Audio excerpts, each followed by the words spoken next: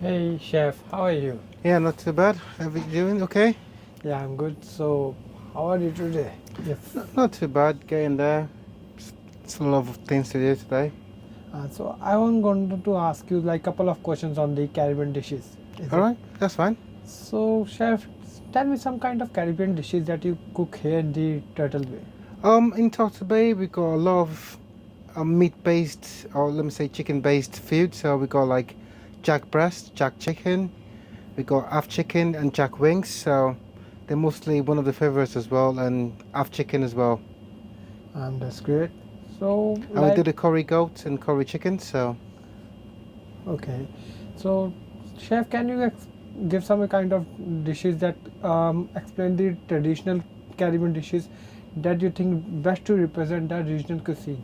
I would, for me, I would go with because the jack seasoning is important when it comes to Caribbean food. So I would say jack half, for example, where you get it is marinated in jack marinade, which includes jack spices, and then it's grilled and then coated in sham sauce, which gives it the Caribbean flavor, and then served with rice and peas, which is a traditional dish as well. Okay. So, what is the most popular dish of the Turtle Bay, which you sell daily and the highest thing? I would say depending on the time, but I would say it's the curry goat and the jack breast. So, let's take the curry goat. Yeah. So, what's the process of making? Which kind of spices and sauces you add, and how you represent?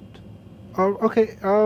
When it comes to curry goat, we start with the curry goat meat, and it's marinated in green seasoning dressing, which involves a lot of dressing like chives, parsley, and herbs, basically, and then it's marinated in that, and we get curry seasoning, which is Madras curry, Mm-hmm. into it.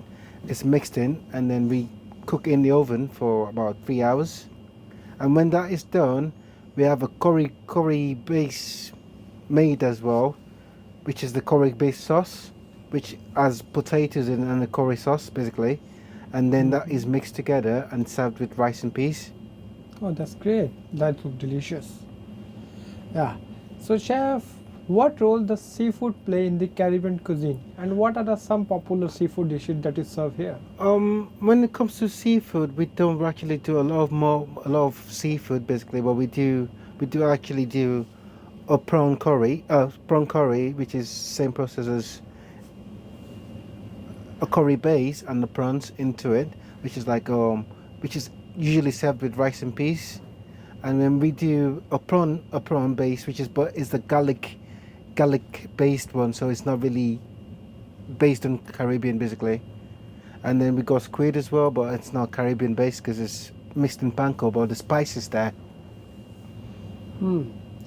So, how do different Caribbean island cuisines differ from each other, and what other unique dishes can be found on them? I wouldn't know about the Icelands, but I know for a fact that Caribbean dishes is it's a different spice level. So it's the same mix, but most places just have more spice mix into them. So some places have like more chilies, more Scotch bonnet, and some use less of it. So it's just the kind of spice that is put into it. But every Caribbean dish is basically similar to each other in the way it's prepared. It looks like you are working in a restaurant from a long time. Yeah, I've been in restaurant business now for 18 years, so very quite a long time.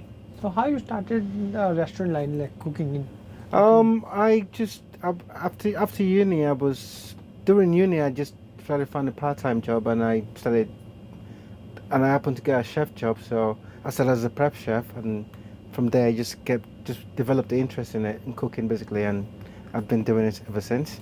Yeah, look like you had a lot of struggle. That's great. So, how do you learn cooking? Means you learn from your mom or from your um, online?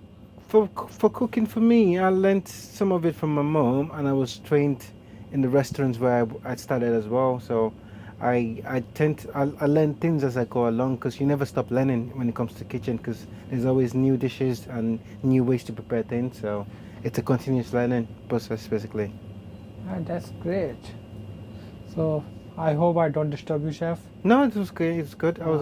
That's fine. I'm on my break, so I can actually talk to you. So it's fine. Thank you, chef, for your time. It's a lucky for me that I have an interview from you. No worries. Thank you, chef. Have a good day. Yeah, you too.